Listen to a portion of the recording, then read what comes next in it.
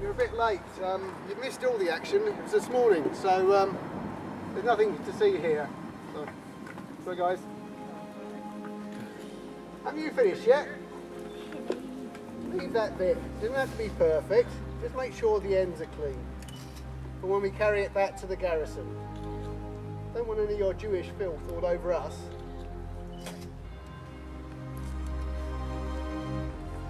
You're not still here? Come to pay your respects, have you? Well, I reckon you were here for that king bloke. Don't reckon you were here for those two thieves. Oh, I don't know. No, I reckon you were here for that King Jesus. So, who are you? His loyal subjects? Where were you when he needed you? Where were you to defend his honour against the mockers? Well, he ain't here. He's having a decent burial in some tomb down the road. Excuse me, sir. Yeah? What's up? You all done? Yeah, can I go now, sir? It's a Sabbath. I've got to go home and get purified. Unclean? Yeah. Off you go. Sorry. That cross. The nail's sticking out. A nail? Oh, yes, I remember. Stuck in good and fast, that is. We had to yank the thief's arm right off. You should have heard the bones crack. No, don't worry, it's all right. I'll get that nail out. Don't you worry. We don't want them hurting themselves on it, do we? Off you go, then. I'm glad she reminded me. Centurion Castus nabbed all the other ones.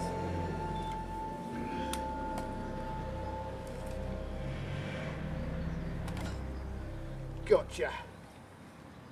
There's my beers paid for tonight.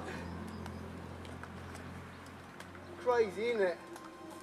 I just have to bend it round and I got myself a healing amulet. Get that, sell that for a few bob. Ridiculous. It didn't heal the wounds in that poor blighter's wrist, did it? Amazing things, the hands, aren't they? They do the roughest jobs, and yet they're sensitive enough to feel the slightest bump. The Greeks know about these things, you know. Nerves, they call them. Like little messengers running to the brain, telling you if something's hard or soft, rough or smooth, hot or cold. And our hands are packed full of them. And they all run through the wrist. So if you get a nail or something and stick it all the way through here, they all give the same message. Ah! Yeah, thought that'd wake you up. Uh-oh, what's up now?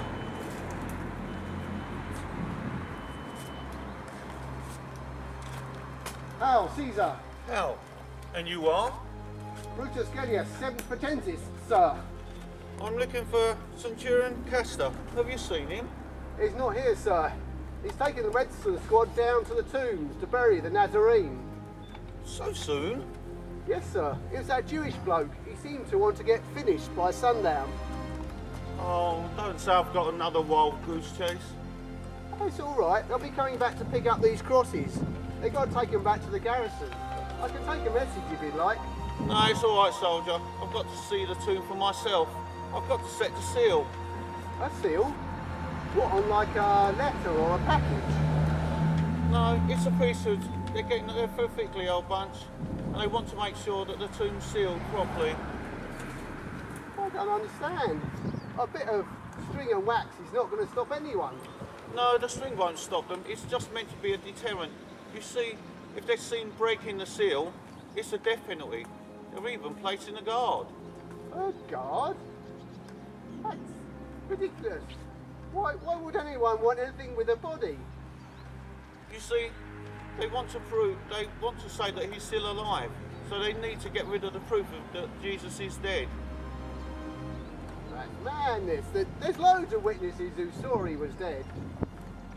Yeah, but they're a funny old bunch. Yeah, they'd swear black was white if it suited them. I don't even think he had any followers at the end. Apart from a handful of women, or one bloke, I think it was his brother. Everyone else was against him, shouting and taking a mick. It wasn't just the people, the priests were at it too. Even the guy hanging next to him gave him a ribbing. That's as maybe. But I have my orders, and it's my job to make sure that he's in there and the tomb is sealed, and he's certified that all is well. Just so that says that Rome is sure that everything is okay. It's then they can say that he's dead and buried, and that's it. But he was dead, wasn't he? Yes, sir, as dead as a doornail, sir, if you pardon the pun. It's not that I doubt you. I'm sure you're experienced. Yeah, 5 years I've been doing crucifixions. It's just that I don't want there to be any room for any argument. You did make checks, didn't you? Checks? No, I didn't need to check. I could see he was dead. What do you mean you could see? Well, from the way he was hanging, he was in the dead position. But could he have been faking it? Oh no, you can't hang that position for long and stay alive. Some do try and play act. We see them wriggling around up there trying to get comfortable. But there's nowhere really comfortable. You either hang from your arms, pain pouring from your wrists, or push up on the nail through your feet. It's agony either way. They make a big show of breathing their last, and then they flop down and hold a position. It takes a lot of concentration to hold a position. I let them sweat a little bit, and then I give them a little prod with my sword. That soon breaks their concentration. I don't know why they bother though. It's not like we're going to let them get down off there, jump up and make a run for it. So, did you prod Jesus, did you, to see if he was alive? No, didn't need to. He was already in the dead position. I see. But you said that they could go on for days. How come you took him down so quickly? Well, it was the Passover, and they didn't want them up over Passover. They that Jesus, he was already dead, but we had to help the other two on their way. Oh, how? We break their legs. That way they can't push up on them, can they? And they're straight away they're in the dead position. Within seconds they're dead. Or minutes anyhow. Now that Jesus, we didn't need to do that with him. But hang on a sec. Before we got him down, Marcus, he's got that long spear, he stuck it in his side. Blood and water everywhere. Jesus, he didn't flinch or nothing, so there's your proof already. He was dead. I thought I prodded him already. Oh, you did prod him. Yeah. But you said he was up for days. How come you took him down so soon? I already told you, sir. It was the Passover. But didn't that strike you as odd, that he died so quickly? No, not really. It's not uncommon. There's especially when they're being beaten and flogged like this one has. In fact, he was in a bad way when he came to us. He couldn't even carry his own cross. There didn't seem to be any fight in him. When we nailed him down, he didn't put up any struggle or anything. Usually they're kicking and screaming. Maybe he saved his energy to put himself in sort of some kind of trance. Nah. I think you're kidding, boss. Yeah, but could he have drugged in some way? No, we don't give him anything to drink. Or apart from that sour wine.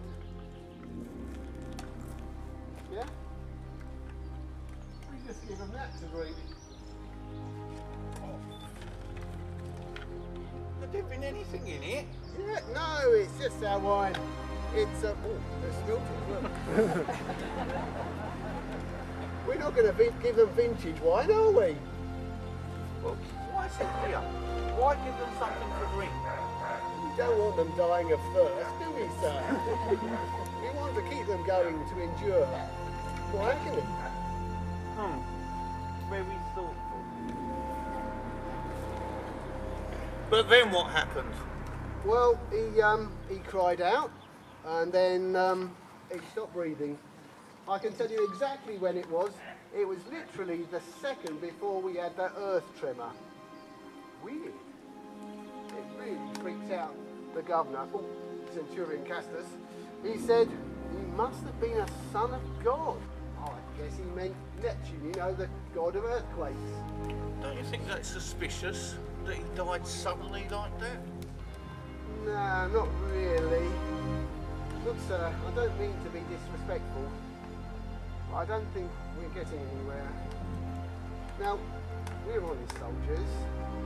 If Pilate tells us to crucify 3 guys, then that's what we do. We know what we're doing. We might have a joke and a laugh along the way, but at the end of the day, it's the end of their days. I guarantee you, they're dead. Now that Jesus, he'd been flogged, so lost most of the skin off his back, had his face beaten, been nailed to a cross, and then lost most of the juices through a hole in his side.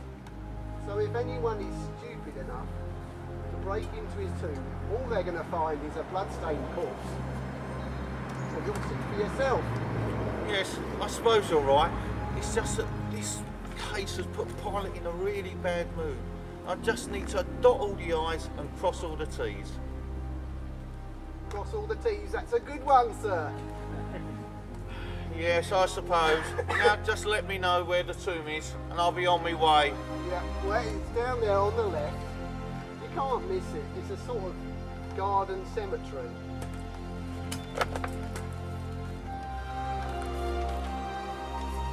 Bloomin' cheek. Was he really dead? What sort of amateur does he think I am? Now, Jesus, he had a blooming cheek as well. As we were nailing him down, he says to the crowd, "Forgive them. They don't have a clue what they're doing." Well, I showed him I knew exactly what I was doing. Who has the last laugh now? Anyhow, if you lot don't mind looking after these crosses, there's a Persian healer who lives just round the corner. I'm going to see if he'll give me anything for my nail.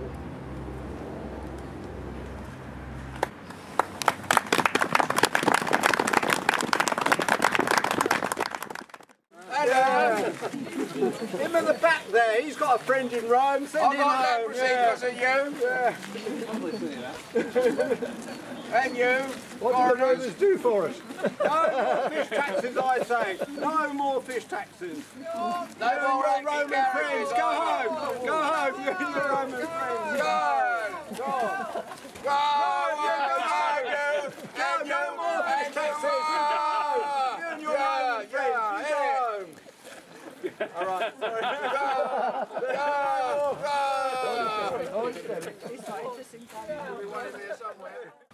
See to it they're dispatched immediately. Yes, Don't spare the horses. Yes, sir. I want to be sure that my version of events reaches Tiberius before Caiaphas can spread his twisted half-truths. Are we done for the day? Yes, sir. Just a report from Vivius, the engineers, regarding the aqueduct damaged by the earthquake. Oh yes, go on. It seems that none of the local stonemasons would work because of the Sabbath. So Vivius has the team making a temporary wooden lining, but he expects to be working through the night. I see. What is it with these people? I've had the priests banging on about keeping themselves purified, yet they can't even be bothered to fix the water supply. Well, I'm turning in. See to it that that tiresome priest doesn't disturb me again. Yes, sir. I believe he was returning to the temple. The Sabbath is about to start. That should keep him busy. Well, that's good. No, Wait. New orders. Yes, sir. Phoebus and his men are to stop working, return to the garrison. If the Jews can't be bothered, well, why should we? And send word to the kitchens to conserve water. We'll sit it out till after the Sabbath. The temple pools run dry. Caiaphas can hardly blame us for that earthquake, can he? It's a case of force majeure. Yes. I'll tell him it was an act of God. Yes, sir. Good night, sir.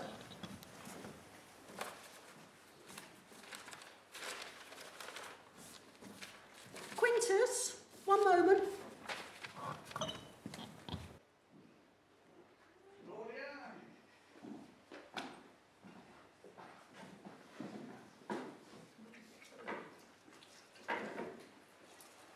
Wine? No.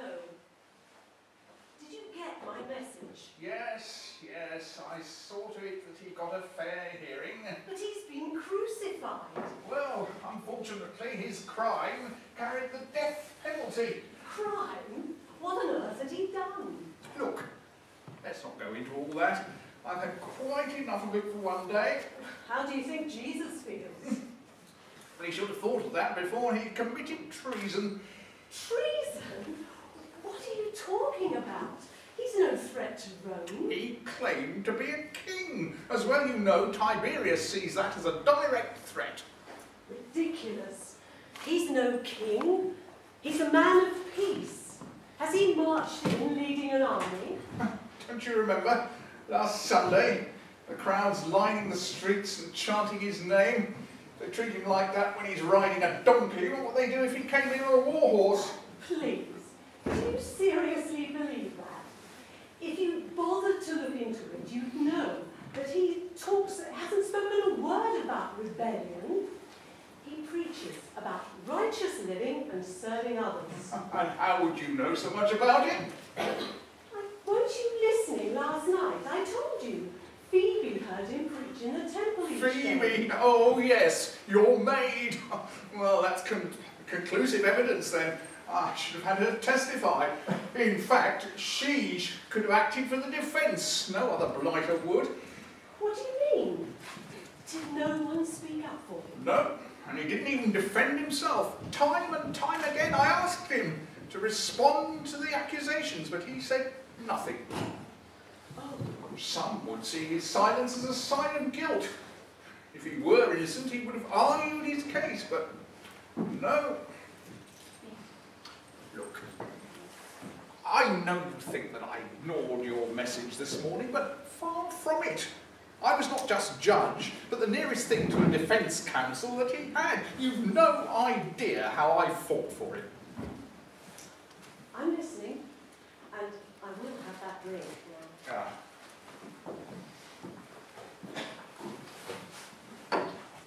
Well, you see, I wasn't taken in by everything that Caiaphas said.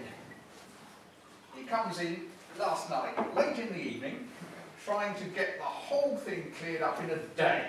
Oh, what was the rush? Why did it have to be shoehorned in at the start of the day? Could have waited till next week. No, I knew that he was up to something, so I did look into it.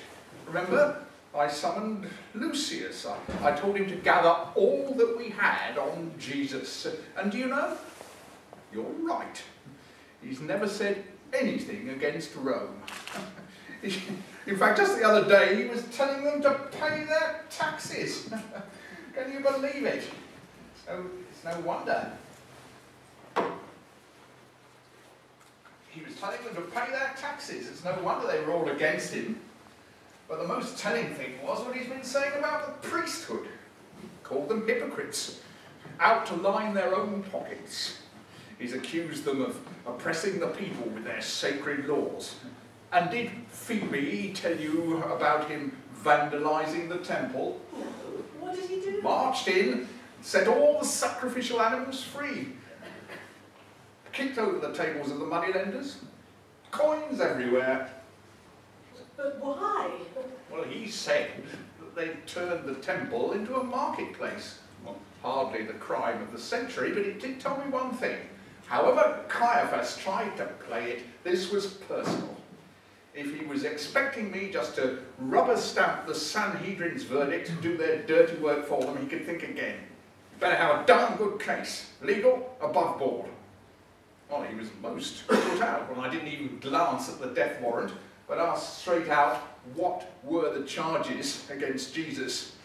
Tried to remind me that it was not my place to interfere with temple matters, but merely to act on the findings, since Rome had removed their right to carry out executions themselves.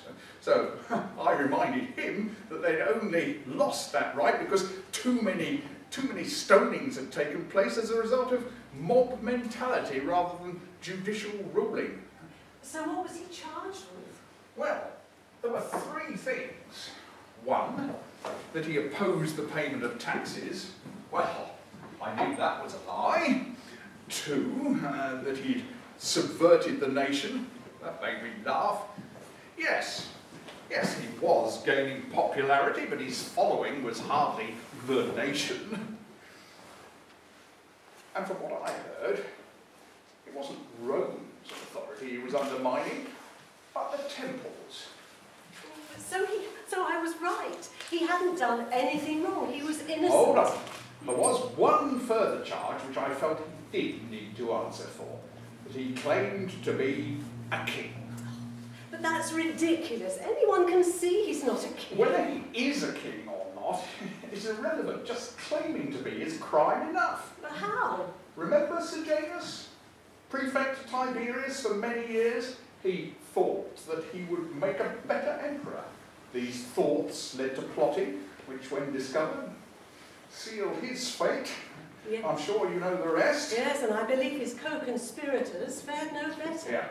So you see, king is not a term to be used lightly. But had he claimed that? To be honest, I'm not sure. I asked him directly and he said, that is what others say. But if I were, my followers would have prevented my arrest. Well, I had to agree. Clearly, Caiaphas had set him up. But then he goes and contradicts himself. My kingdom is not of this world, but another place. I have come into the world to testify to the truth. What did he mean by that? I have no idea.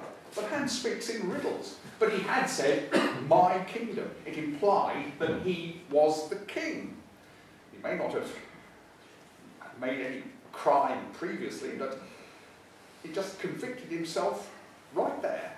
And for that slip of the tongue, you condemned him? No, give me some credit. Despite what he said, I could see there was no truth in it. He was no threat. Luckily, we had this conversation in private. If Caiaphas had heard it, it wouldn't have helped his case one bit. So what happened? Well, he may have said some odd things, but essentially, he was harmless. I went back and told them that I found no case against him. Well, they didn't like it, started firing off a load of other accusations, things he'd supposedly said and done. Was there any truth to them? No idea. And Jesus decided to play silent. He wouldn't comment on any of the accusations. I'm sorry, but despite what you think of him, he didn't seem the full ticket to me. So you let their charges stand? No. Actually, it gave me a neat get-out, or so I thought. Many of his so-called crimes had occurred in Galilee, so would fall under Herod's jurisdiction. Seemed an excellent opportunity to score some political points, rather than step on his toes. I referred the case to Herod. He has a history of beheading prophets. So Caiaphas would get his result and I would have stayed out of it. Well, that's hardly fair on Jesus. I know. But it wasn't to be in any case. Herod sent him back. Insufficient evidence to uphold the Galilean charges, but feel free to persecute those crimes committed in Judea. So, it was all for nothing. Well, not quite. Once Jesus was with Herod, Lucius reminded me of the Passover tradition. freeing a prisoner. Somehow I had to rig it so they'd choose Jesus. We had a couple of inconsequential thieves in the brig. Funnily enough, another Jesus. Jesus, son of Abbas. Professes to be a freedom fighter, but he's killed Jews and Romans alike. A genuine homicidal maniac. I was sure they wouldn't want him back on the street, so I gave them the choice of the two. Would you believe it? They actually wanted to free Barabbas. It was then I got your note. I was struck by your phrase, that innocent man. So I pleaded with the crowd. Herod could find no guilt in this man, and neither can I. Free him. But they shouted even louder, free Barabbas. And then Caiaphas said the strangest thing. He must die for his great blasphemy. He claimed to be the Son of God. Well, I care nothing for their religious sensibilities, and I'm not superstitious, as you know, but I've heard you talk of gods that walk the earth. What if this Jesus, his otherworldly kingdom, his calm silence in the face of his accusers, what unknown powers could he possess? Took him in, questioned him again. Where are you from? Silence. Do you realise I have the authority to free you or crucify you? He replied, you only have authority because it was given from above. What a thing to say! Such insolence! Was the guy crazy or was he? I dare not think it. But no, I thought these are just words. The truth can easily be tested. So I sent him to be flogged. No, but that's barbaric. Yes, but if he were a god, then surely he would strike down the guards. But he came back, pathetic and bleak. Just a man. I thought he might get the sympathy vote, but they still wanted Barabbas. I suspect Caiaphas bribed them or threatened them. Couldn't you have sent the guards in to dissuade them? By force, you mean? Yes, a little bloodshed if necessary. What, you can't do that. No, oh, but you've done it before. And in the temple, no less. Yes, and look how much trouble that got me into with Tiberius. You know he's watching my every move. Yes, but suppressing a mob in your own courtyard is hardly as shocking as slitting the worshippers' throats as they knelt in prayer. Thank you for putting it so succinctly. You are right, though. They're not the same thing, but the times are different now. Oh, and what was so different then that you could justify mass slaughter? Look, we just conquered this nation, but while they still believe they could beat us, they would oppose us every step of the way. You have to come down hard on them, crush their spirit, remove all hope. Then they'll stop fighting and look to make the best of their situation. You mean if you can't beat them, join them? Yes, they'll soon get used to the benefits. Of course, there are still tensions, but those are resolved through politics, not conflict. Take those protesters there outside the door. Why do you think I haven't had them dealt with? Well, I guess because there'd be an uproar. And the fear that Tiberius would take it in view. Yes, there is that. But they also offer me security. While they're there, the rest of the populace can get on with their lives with no thoughts of rebellion. But remove them, and who knows what plotting might be taking place behind closed doors. Oh, I'd rather see the enemy on my doorstep than have him lurking in the shadows. There speaks the soldier. There speaks the politician. It's all power play, point scoring. And Caiaphas is one of the shrewdest. In the end, he outmaneuvered me. He played his trump card again, my fear of Tiberius. If you free the king, Jesus, then you are no friend of the emperor. He was threatening to tell again. You could explain. Jesus is innocent. What? To Tiberius? I shouldn't have got involved in the first place. And to defend a pretender to his crown, I'd have fared no better than Sir Janus. And what of you? No, it was his life or ours. I had no choice, and you see that, don't you? I suppose so, yes. But now, the people blame you. Oh, no. I made it quite clear that it was they who'd condemned him, not me. Then in a final act of defiance, I publicly washed my hands of the matter. Wasn't my proudest moment. No, they will blame you. It was in my dream. It's all happened as I saw. Tell me, what did you dream? It's hard to remember, but it was the same thing over and over again. The same, yet different each time. There was a group of people, sometimes many, sometimes few. Before them was a cross. A cross? Yes, sometimes metal, sometimes wooden, different sizes. But the people were all chanting the same thing. We believe in Jesus Christ. There was more, but I can only remember one thing. Suffered under Pontius Pilate, was crucified, died, and was buried. Over and over. And then, what happened? That was it. The same thing each time, but with different people, different races, yet always the same chant.